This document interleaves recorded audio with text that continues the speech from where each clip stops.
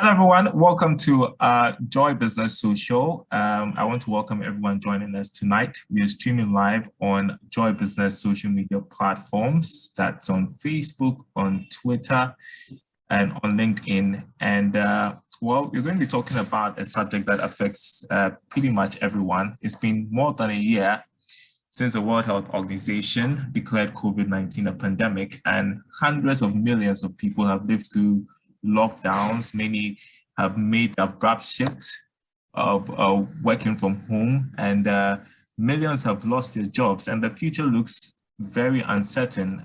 So tonight on Joy Business Social, we'll be taking a look at the world of work post-COVID-19 and the skill set needed. I was talking with somebody earlier, and the person was asking, when will it be post-COVID-19? I don't know if Michael Porter will be able to tell us that, but Michael Porter, yes, is joining us for this conversation. He's global HR expert based in the UK. We're hoping to have Senior Ajabin join us, an HR expert here in Ghana, but he's unable to make it tonight. And so we're going to have Michael Porter all to ourselves. And I want to welcome you, sir, to this conversation, Joy Business Social. Looking forward to a fruitful engagement with you. How is the UK today? Yes, we've had a lovely sunny day, not as warm as Ghana, having just come back from Ghana. We're around about 22 degrees, which is about 10 degrees cooler than your temperature there, but it's been a very pleasant day, very pleasant. All right, it's cool here in Ghana as well. We are in the coolest month of the year, the month of August. So that's it. We are joined on Zoom by a number of people. I just want to recognize them. And we've got thousands probably watching on social media, on Facebook, Twitter, and Instagram. So we want to kickstart the conversation. And if you have any questions along the way, for those who are here, you can send it to the chat. We'll also be monitoring our social media feed for questions as they come through. And so, Michael, just how much was the world of work by COVID-19? Tell us. Well, I think this was something that took everybody by surprise. And, it's around about 18 months now, maybe a little bit longer, we've been living with this COVID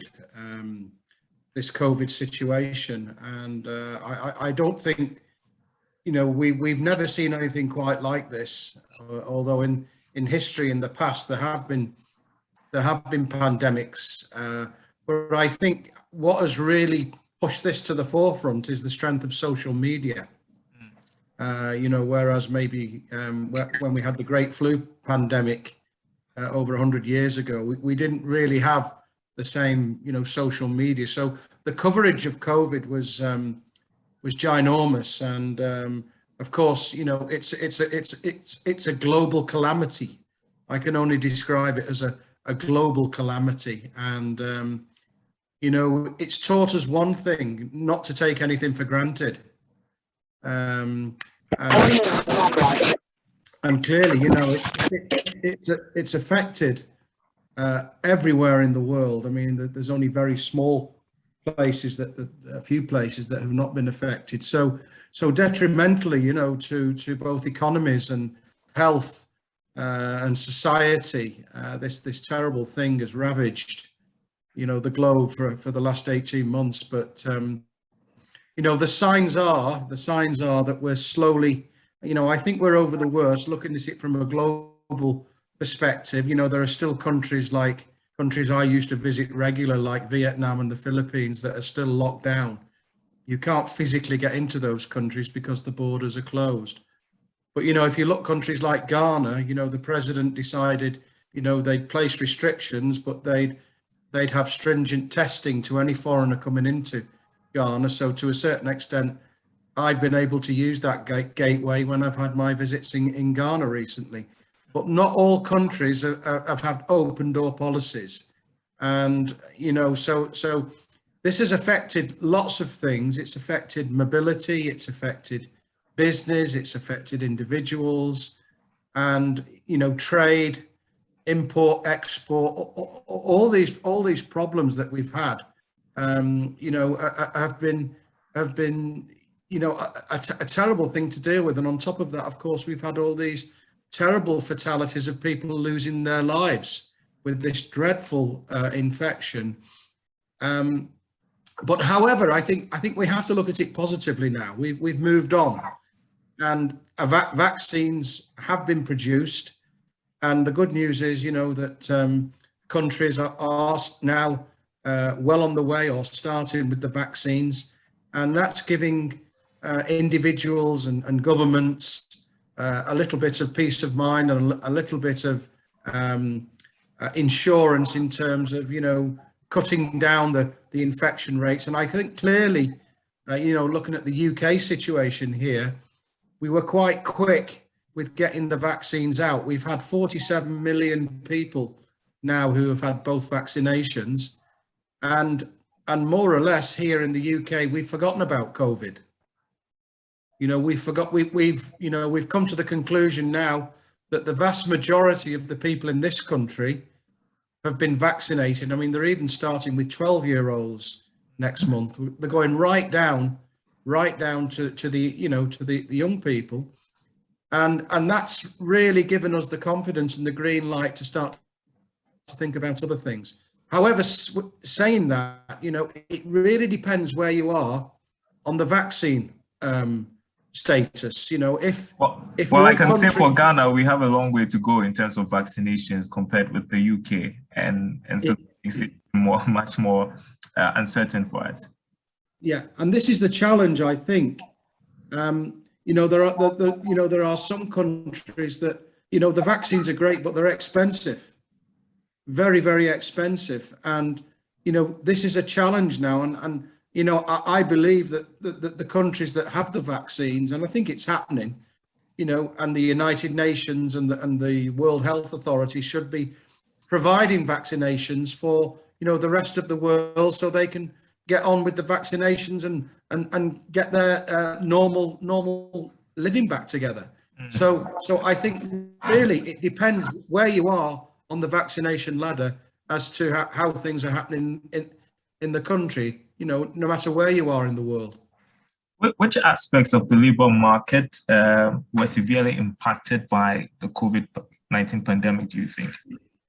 Well, from a global perspective, again, most of the things I'm talking about are not about the UK. I'm really, because I do have the opportunity to travel a lot with my work, mostly in the emerging markets. I'm talking globally now. And I think if you look, first of all, everybody was asked to go home to work, in the early days. Most people, I think, there was complete shutdowns, and you were encouraged to stay home, not come out, only for essential purposes. So, of course, that drove a new way of working. Most people were used to go into the office or go into the site or going to the sports ground or whatever you did.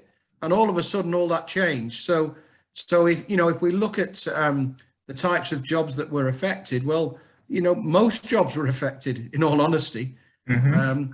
But the sectors that have been hit really badly globally, the airlines, for example, nobody could fly in the early days. So what were the pilots and all the ground crew and all the cabin staff doing? Well, there was nothing for them to do, and it was very, very difficult. The planes were parked up on runways, and there was little or nothing in terms of traffic. If you look at the another sector that was badly affected was the hospitality industry. Weddings were off, funerals were off, or if they were on, there were just small numbers of people allowed to attend.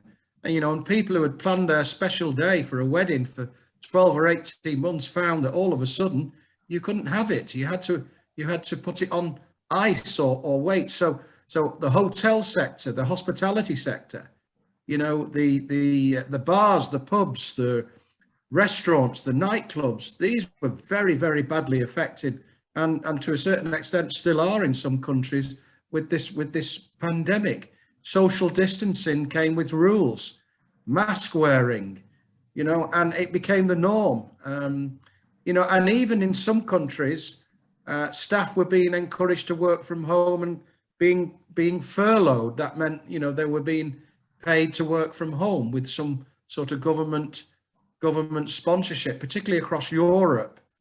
And you know, it's only recently that a lot of these furloughed staff have started to go back to work. And then, of course, you've got products like this, Zoom and Teams, that probably 2 years ago were not that well used, but now, you know, Teams and Zoom has become the norm in terms of having meetings. You know, face-to-face meetings were probably 80% of the way business was done, but that's completely changed now. I mean, I'm talking to you in Ghana. It's a nice connection, and you can be on this, you know, you can be on this Zoom anywhere in the world and have a very good. So you know, the way of work has changed, but some sectors in particular have really struggled. The building industry was another one because of the problems with import and export. You know, parts, materials were unable to get to various countries and caused a big problem with, you know, within the building sector. And even today, there's problems importing goods, you know, with restrictions on various countries. So you know, the whole thing has challenged a lot of industries. But there are industries that have really done well out of all of this. And, you know, there's always a silver lining in disaster. And some industries like, you know, like supermarkets and food shops, you know, more people were living at home. So they were going out buying food. And instead of being at work, they were eating at home. They were buying more.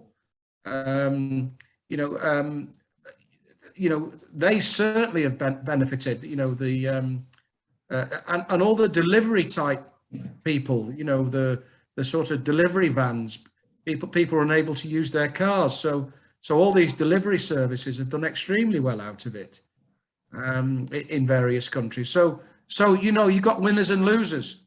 Yeah. Winners and losers. But there's been more losers than winners.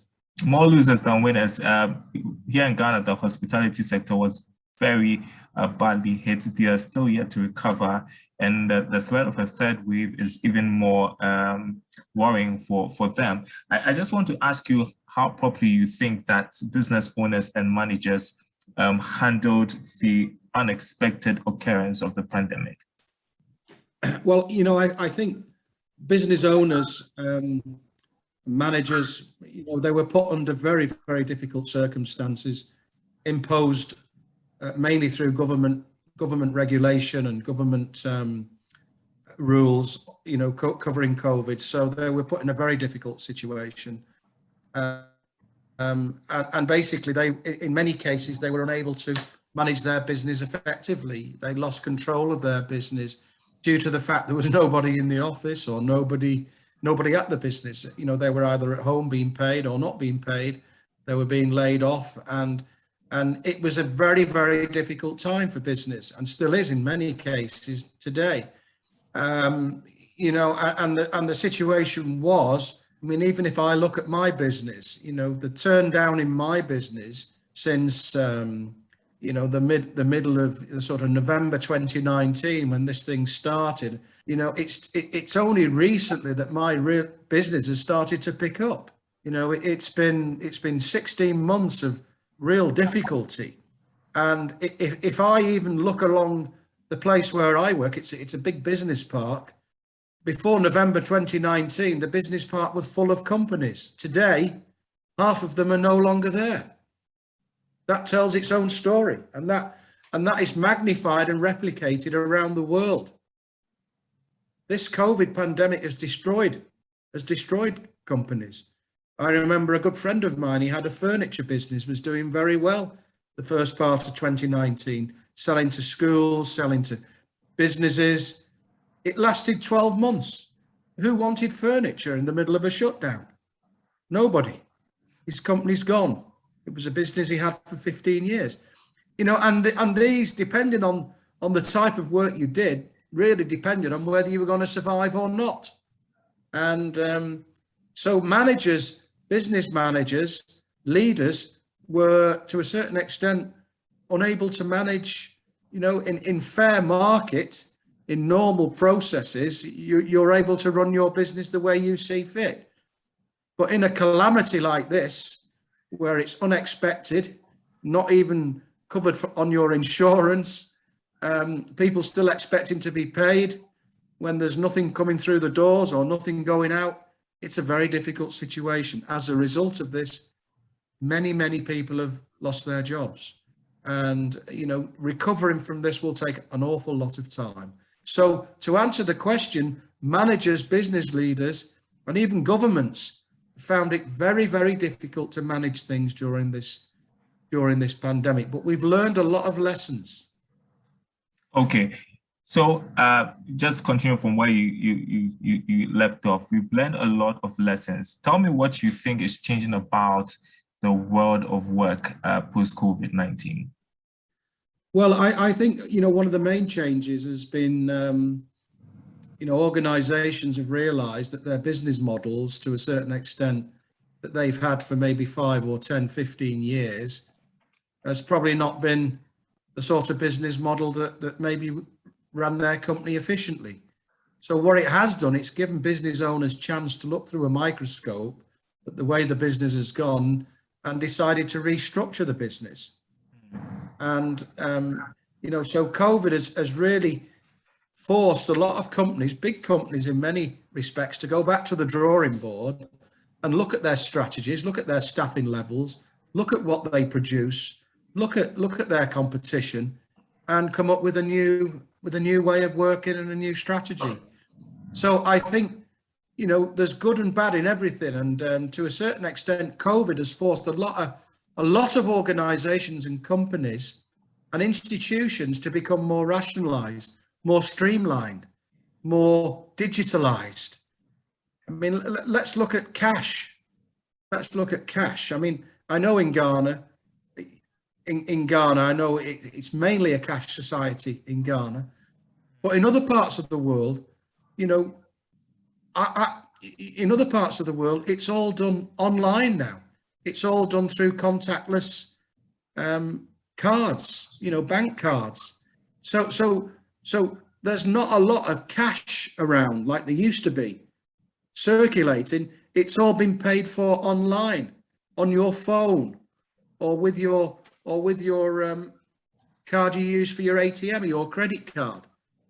In many cases, you don't even have to type in your security code because, you know, for purchases up to a certain amount, it's done free. So, I mean, all this was brought about by the fact that you're touching things and the infection control and everything else. So what I've seen across the world, not in all countries, is it's become a cashless society. Now, that wouldn't work in Ghana and Africa, but in other parts of the world, in particular Europe and the USA, it's become a cashless society where people don't pay by cash anymore. It's all done in different ways. So, you know, this is a new way. This is a new way that the world is working. You know, my own company, you know, we used to run a lot of events, training events, and I used to have the opportunity to travel around the world. Well, all that came to a stop. I couldn't go into a room and present to a group of people. It's only just now that we've been able to do it again. So all that event management moved from the classroom to online, to you know, to Zoom sessions, so there was a big move from classroom training, and even with the schools and the universities, even in, you know, even across the country, across the continents, across the world, most of the teaching during COVID, no matter where you lived, was done online, on the laptop, if you were lucky enough to have one. So the face-to-face classroom teaching became a thing of the past. But in all honesty, you cannot replace face-to-face, in my view, face-to-face teaching with online. It doesn't have the same impact. But, you know, we've seen radical changes in the way we've run we're running our lives, and the way we're doing our business, and the way we're teaching, and the way we're doing lots of things. You know, COVID has sent us off in one direction. Whether we'll keep going in that same direction remains to be seen. A lot of normality is now coming back to the world. Okay. You know, at the beginning, you talked about how people had to work remotely, work from home, hold virtual meetings. I did like you to continue. I'm asking you this because during the height of the pandemic, we said working from home was going to become the new normal, but now The new normal. Yeah. companies are asking workers to, return to the offices and all of that. When it comes to working remotely and virtually, what do you think is going to be? Well, first of all, I mean, the world was shut down for approximately 12 months plus. So that meant there was little or no vehicles on the road. To a certain extent, that gave the globe a chance to recover. Global warming I'm talking about here, it did give the world a bit of a break from everything that's going into the atmosphere. The fact that most people around the world were locked away, not using their cars, a lot of businesses were closed, not putting things into the atmosphere. And to a certain extent, I suppose a positive thing is that it gave the globe a breather. But if we move on from that, of course, and just remind me of your question again. It was talking about so working remotely from home. 19, yeah. So 2020 in particular saw an awful lot of working from home, and I suppose to a certain extent, it cut down on all the travel, so people could spend more time working rather than traveling. That was the first thing. But the problem was, when you're working from home, you need to have the discipline. You need to have the good communications and good connections. And not all companies, although they were encouraging people working from home, they didn't always have the infrastructure to support that. Now, there's been some recent studies done, in particular across the United States, saying that working from home for some people will work. But for the vast majority of the population, working from home will finish, and people will be expected at some point to go back into the office. And I think that's what's happening around the world now. Clearly, there are some businesses that realize that, hey, we don't need an office. We've all been working from home for 10 months. It's been great. As a business manager, I'm saving money. I'm not paying rents. I'm not paying gas. I'm not paying all sorts of other expenses. And in fact, the model works. So we'll keep working from home. I'll keep saving money, and I'll keep making my business more effective and more profitable. Now, in some cases that has happened, but not in all cases. And so what I think you'll find is my business, for example, everyone's gone back to the office now. Everyone's gone back to the office. And we've made that decision. Of course, there's times when people can work from home, but that has to be agreed. So I think the concept of everybody working from home as we move forward into 2022 is probably not going to happen. Again, it depends where you are living in the world. I know, for example, the Philippines and Vietnam is completely locked down. Australia's locked down at the moment. So everybody is forced to work from home there. There's no real option. On a shutdown, you can't go to the office. You can only go out for essential things. And that's still happening around the world. I know in Ghana, because I was there very recently in June, people are going about their daily business. People are working from the office or the studio or the marketplace or wherever they work. But in some countries, they're still locked down, staying home. And some countries are also experiencing not only third waves, but fourth waves. And, this thing is not going to go away. And, but, this is what's happening at the moment. So I think, home working will, in my view, in most cases, phase out.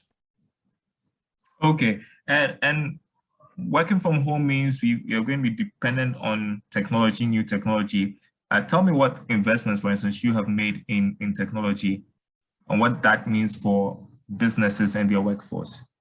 Yeah. So again, it really depends on where you live in the world regarding technology, because we all know You know, a lot of people around the world are not lucky enough to have access to Wi-Fi.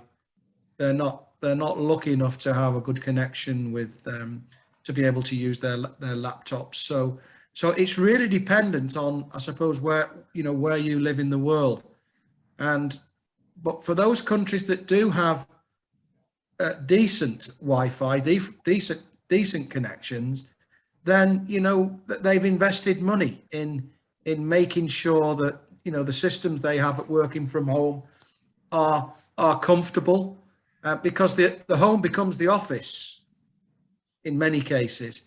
So you can't work from home if you haven't got the equipment and the facilities to be able to work from home. And in many cases, that has cost companies a lot of money turning the home into an office. And so it's not been without its expense. But for these companies to survive, what do they do? Do they send people home and do nothing? Or do they re-equip them with the proper infrastructure and equipment and connections and keep the business going?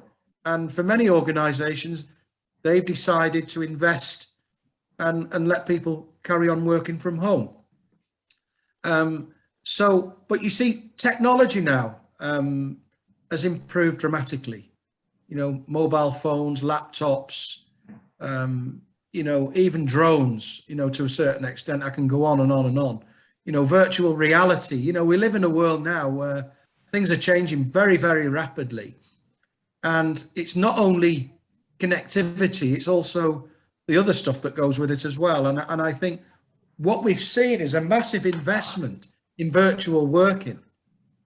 Companies have invested an awful lot of money in making the office a virtual reality, particularly during 2020. And this has to a certain extent been a very good thing, because I believe it's advanced technology around the world, and it's forced governments and organizations to invest more in infrastructure and to enable governments and companies to survive. We've had to do this, the experts. But you've gone so far with it, and you have to move on with other challenges, like, for example, getting the economy kick-started again, getting people back to work, recruiting staff for those people who've been laid off, trying to find them alternative employment, and moving the country forward in the right direction, but being sensible about the COVID situation. It's a double-edged sword. I want you to tell us about the skill set, but no, before we talk about the skill set, let's talk about post-pandemic, what jobs will be disrupted, and then the skill set needed by people so that they get the jobs. Yeah. Well, what jobs will be disrupted? Well, most jobs have been disrupted. You're more safer if you have a job in the public sector than you do in the private sector. That would be my having looked at it globally. If you're lucky enough to work for the government or a public sector organization, your job is probably has been a little bit safer than it was working in private industry, because private industry have made some significant cuts and challenges. But the jobs that have really suffered, and the people who are out of work, are some of the industries that I mentioned earlier, the airlines, the hospitality, the restaurants, that the hotel trade has suffered dreadfully, and still is suffering in a lot of parts of the world. These are the sectors that have really, really struggled. And, there's been cases of pilots who have been happy to take jobs driving and as becoming delivery people. Instead of driving planes, they're driving vans around and making deliveries. These are examples of what people have had to do. And people who've lost their jobs have maybe found themselves maybe doing 1 or 2 or even 3 part-time jobs to fill the void of losing their full-time job. And people who have lost their jobs have taken jobs of less jobs that are relatively easy to do without any qualification. only to make sure that they're able to survive and live and to bring food in for the family. So we've been faced with an awful lot of these situations. In many countries, we're still faced with it now. Some people have decided to give up their jobs and start their own business, and some people have done pretty well. You know, for example, those people who were supplying in the early days masks and mass antiseptics and hand gels. You know, these people made a quiet fortune out of this pandemic. You know, along with the retail, the supermarkets. These people have become very, very wealthy out of the pandemic. But, you know, other people have been less fortunate. And so individuals have had to, in many cases, reinvent themselves to survive. And that's a good word, reinventing to survive. You know, you have to earn money. If you've got skills, you know, you utilize your skills. If you've not got skills, you learn new skills, you know, to make yourself marketable. Now, coming onto your question, what do people need to do to make themselves more marketable? Well, you know, if you look at the employment sector across the globe at the moment, you know, 33% of all jobs on average are not filled. They're not filled. This was before the pandemic. They're not filled. So you ask yourself the question, why are they not filled? Well, it's due to the fact that people or individuals are not competent enough to be able to do those jobs. Maybe they have a diploma or a degree certificate, but they don't have the right skills and competencies to be able to take that forward. So, you know, for any young person who's either studying at university or wanted to enter the job market, or for people now who are looking to re-enter the job market due to the fact that they've lost their jobs, then they need to think about competency. You know, when I talk about competency, it's the things that organizations need: communication skills, analytical and judgment skills, business acumen, you know, all these sort of things, you know, individuals need to equip themselves with. And also one of the biggest things that I've found since I've been doing my global work, and I started that in 2004, is about attitude. Having the right attitude. And, you know, for many people today who are going in for interviews and are looking to sell themselves to land the job or the contract or the bursary or the sponsorship award, a lot of it is down to attitude. And if you have the correct attitude and you know, you can really do well. So if you have a good attitude and you're equipped to do the jobs and you have some good competencies, these are the people that will succeed. And it's the people who will go the extra mile, who will put themselves out, who don't mind rolling up their shirt sleeves and getting involved in things, you know, on a day-to-day basis. You know, good managers can also become good workers. And it's those people that roll the sleeves up and get stuck in and get involved who, you know, in their careers will progress. The attitude of, oh, I'm not doing that, it's not my job, has long since gone. Oh, that doesn't say on my job description I'm supposed to do that. Those days are long gone now. Employers expect people to go the extra mile. They expect people to go the extra mile without, in many cases, being paid.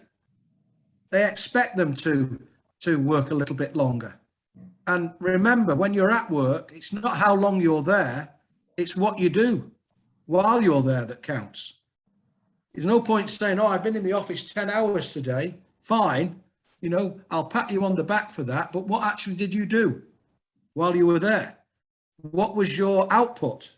And these are the things that employers are looking for now. They're looking for good all-round people, people who are competent, people who are skilled, people who are willing to learn, people who are willing to equip, qualify, educate themselves and better themselves.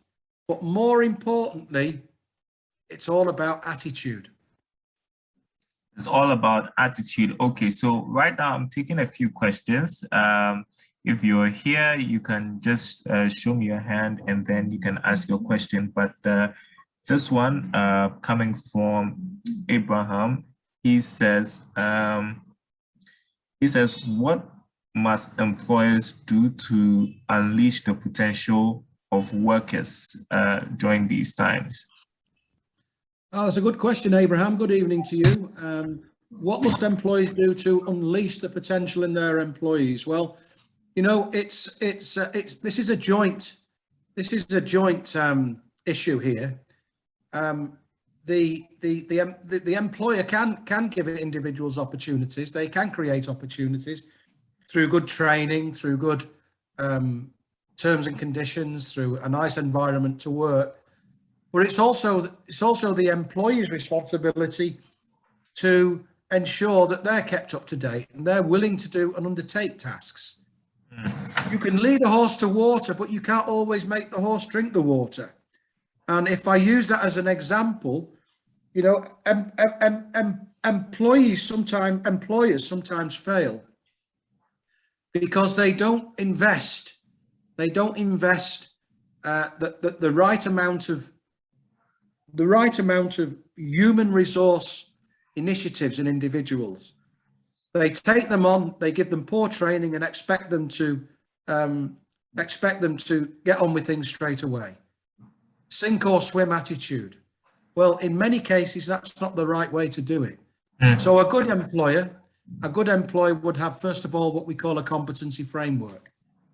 So they would recruit using a competency framework, and they would train and develop using a competency framework.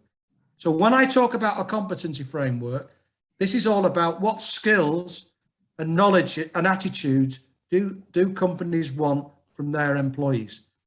So let's say, on average, a competency framework might have 8 key competencies. Let me give you an example what I mean. Communications might be one, okay? Communications, you would agree, in most jobs is a key competence. Would you agree? Particularly if you're frontline staff working on the front desk or on the phone or dealing with customers. Another competence might be, for example, planning, organization and planning. Another competence could be judgmental skills, making decisions. Yeah. Another competence might be physical skills. For example, advanced keyboard skills or manipulating fine tools. So good practice, you know, with my HR background tells me that the good companies will have the competency frameworks, and then the interviews will become competency based. So all the interviews will be around the competencies that they're looking to recruit from. From an individual perspective, so if the company can have a good competency framework and recruit and train on that framework, they're moving in the right direction. And the competencies should go hand in glove with the overall business strategy of the organization as well. So your organizational development strategy is going that way, and your business strategy is going in the same way. So they complement each other. But not all companies have competency frameworks. A lot of HR systems are basic, but to get the best out of people, organizations need to invest in human resources, in human resource development. They need to train, manage, coach, mentor, develop their staff so that they become the employees of the future.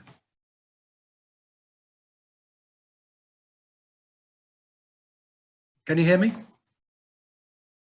Okay, my bad. Now, I was just saying, Rejoice Goni, who is here with us, says, thank you, Mr. Porter, for a succinct presentation. I want to read this question that was sent earlier from, I think it's from David. He says, what would be your advice for anyone who wants to switch jobs now?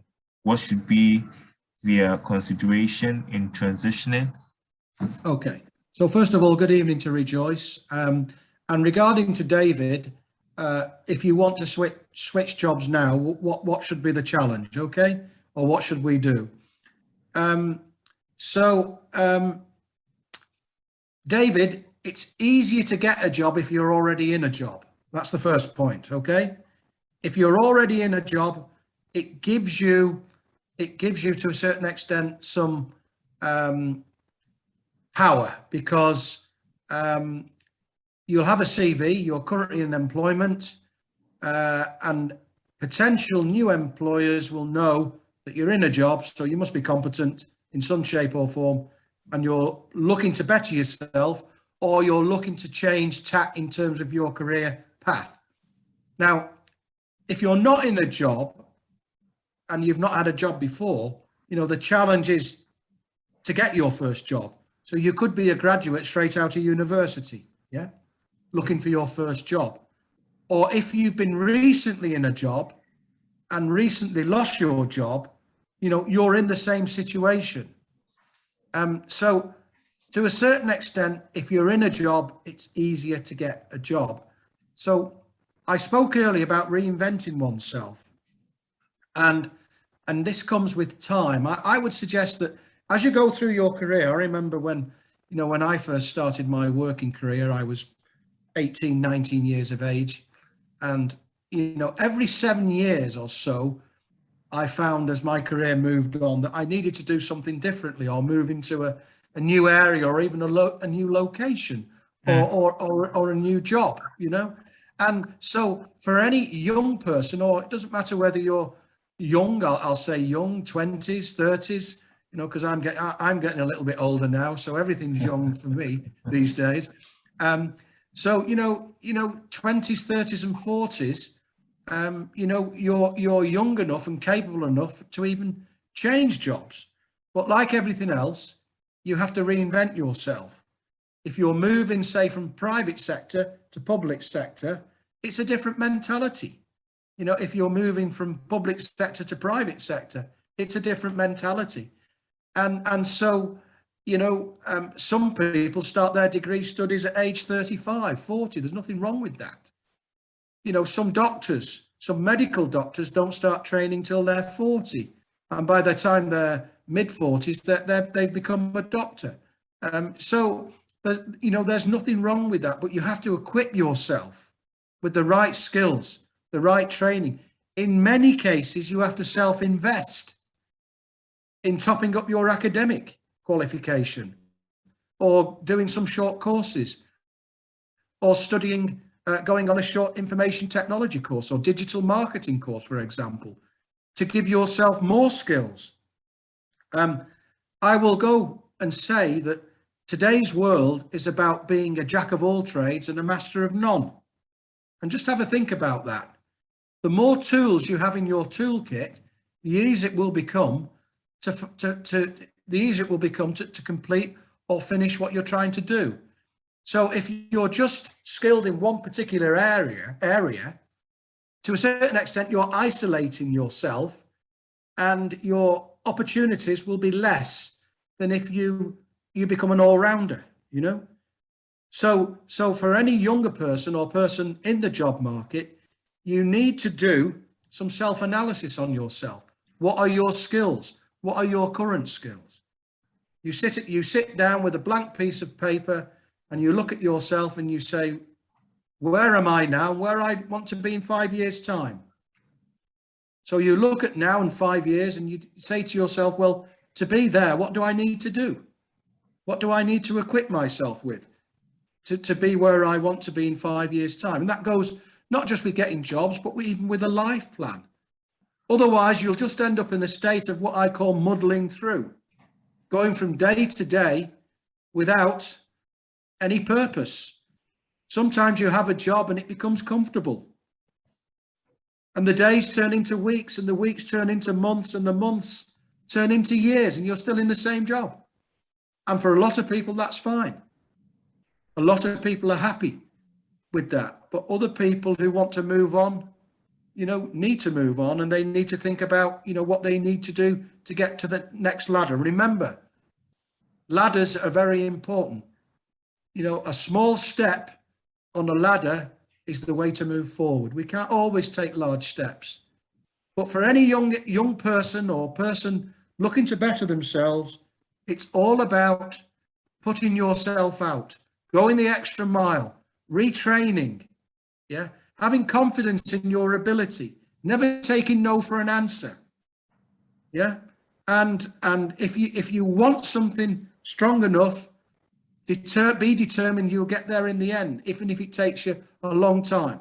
You know, careers these days are treated like crazy paving. There's no direct routes sometimes to that job. Sometimes you have to go around it. And a lot of jobs these days, you're not promoted upwards. Sometimes you have to go sideways to make a move. So don't be frightened of doing that. In a nutshell, that's what I would say to David. I'm sorry I went on a bit. All right, that's fine. We are supposed to be wrapping up in 5 minutes, so I'm just going to try box all of these for you now. Rejoice says again, that's right. More Ghanaian firms should invest in bumping their HR efforts, especially coaching and mentoring, because it is seriously lacking in new graduates coming into institutions. On that point, I wanted to ask you how educational institutions, what role they have to play in the future of work, you know, because things have changed. Maybe you'd answer that. Have the pushing. Yeah. Also, Rejoice goes on to say, I have also seen on the job seeker side that really critical skill for young people these days is self-management. What do I want? Where will I find it? What do I need? And Kujo Mensah, who is also here with us, says, thank you, Michael. The competency framework is what is missing in the public sector recruitment. This is because governments, especially in Africa, are usually under pressure to reduce the unemployment rate. Any suggestion as to how to deal, how to change this model? Those two, and then I think we can wrap up. Yeah, there's a lot of questions. I'll try to remember them all. It was the first one having to do with how educational institutions can and then young people's self-management during these times, and then the last one to do with the competency framework. Okay, so let's look at the educational system. All right. So sometimes I'm a little critical of academic institutions because, you know, they teach young people or students academic stuff, and for me, in many cases, it's non-practical. So you get all the you finish your degree, congratulations, you get your certificate, and now you're looking for a job. In Ghana, for example, what I do like about Ghana is the national service scheme, that you have 12 months or 6 months or wherever it is doing that, which is great for young people. But I would like to see more undergraduate degrees having sandwich degrees, you know, so you get actually experience in business as part of your degree. So that's the first comment. The other issue I've got with academic institutions is they're regurgitating notes and lectures that they've done for the last 10 years. And they've never, ever updated them and upgraded them. And the world has moved on, you know, certainly over the last 2 years. Now then, what I think's missing is when people graduate from university, academically they're fine, but practically they're weak. So I think what's missing, along with the competency framework, is a 6 month course, maybe at the end of the university, where they're given business experience, where they're taught about the skills that they have to have in business, you know, and maybe they're given the opportunity to experience that. But what's missing is the competency framework at the end of the graduation. You're expected to move from academia into business without any training. And the reason that 33% of these jobs are unfilled is because the graduates at the bottom end of the system do not have the right competencies to fill the jobs. So that's a big challenge. How that can be addressed, I don't know.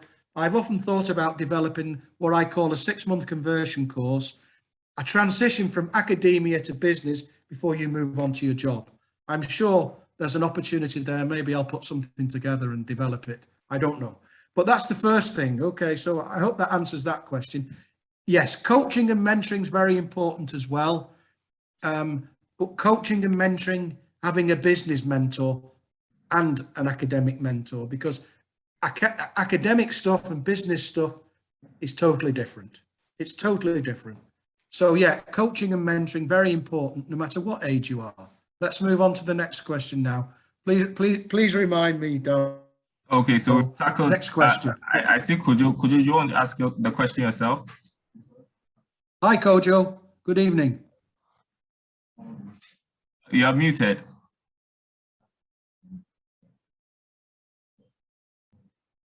What I want to ask is that competency framework is lacking in the public sector recruitment because governments are always under pressure to reduce unemployment rate, especially in Africa.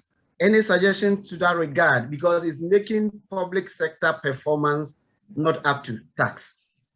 Well, if I turn the question around, if the government had competency frameworks invested in, the unemployment rate wouldn't be low, because hopefully that would create, that would create a lot more opportunities. And I also think that the universities should be encouraging people to become entrepreneurs.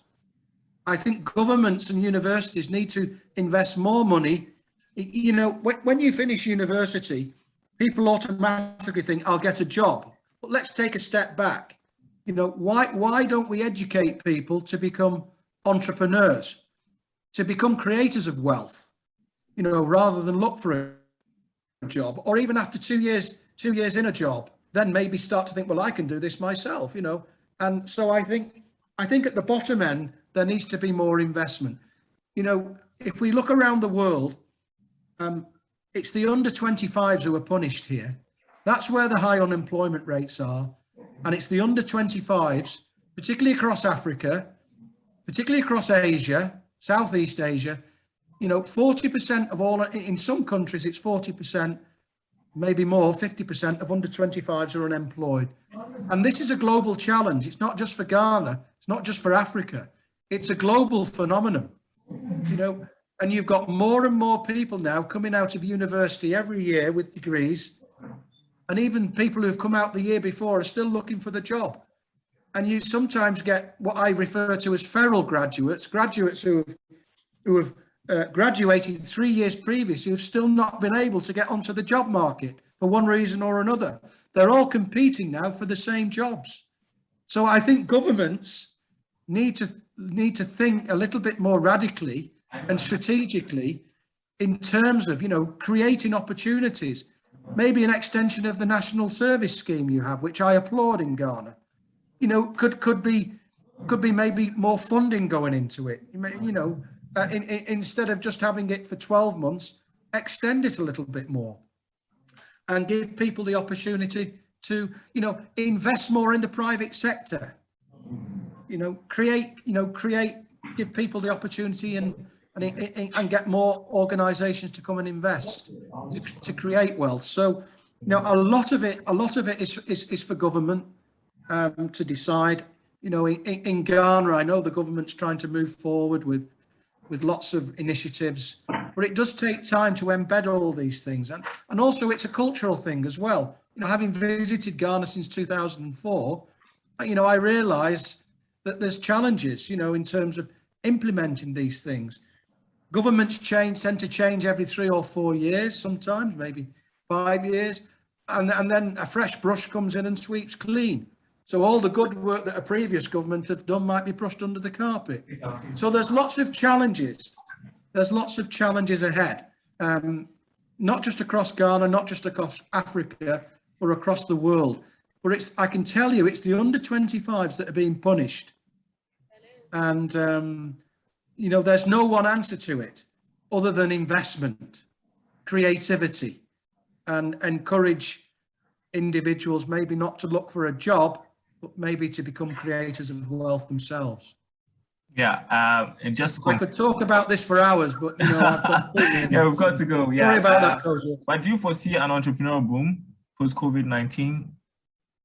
Well, yes, I do. Even on social media now, you can see sidelines appearing. People selling different things, from jewelry to handbags to sports equipment to delivering things. And what it has done, as I spoke to you earlier, you know, if you've lost your job, you can't just stay at home twiddling your thumbs, crying all day. You know, you have to go out and do something about it. And it's either reskilling yourself, upskilling yourself, trying something that you've never done before, and making yourself, you know, able to do something. And this last 18 months, it's been about survival. It's not been about jobs. It's been, for many people, it's been about survival. Survival if you've been unfortunate enough to be ill with COVID, but survival if you've unfortunately lost your job and are struggling to feed yourself and your family. So, you know, people have to reinvent themselves, and it's when you have situations like this, when it's a catastrophe, you know, a lot of bad things can come out of catastrophes and calamities, but also a lot of good things can come out of it. And I bet you there's more entrepreneurs now than there was before November 2019. Great stuff. Small scale. Grateful for the time. We could keep going on and on. So many questions to ask, but we are grateful that you joined us tonight for this conversation. I've learned so much. I hope that the others also have. Thank you all so much. It was great to see you, Kojo, the only person who showed his face. But for all the other people who were watching on Facebook and Twitter, on LinkedIn, thank you so much. We are hoping to have Michael back to talk about some other labor-related issues in the near future. But do join us again next week, same time, 6 to 7 on Joy Business Social. We are bringing the conversation to social media. Yeah, why not? We are in not so normal times. There's a new norm now. All right. Thank you so much, Michael, and to everybody. We're grateful. Keep following us. This has been Joy Business Social. Have a great rest of the day. Catch you next week. Good evening, everybody. Thank you. Good evening. Thank you, Michael. Thanks. You're welcome. Yeah. All I hope right. that was okay. It was great. It was great. Yeah. Thank you so much. All right. Okay. Yeah. Okay. Goodbye. Bye-bye.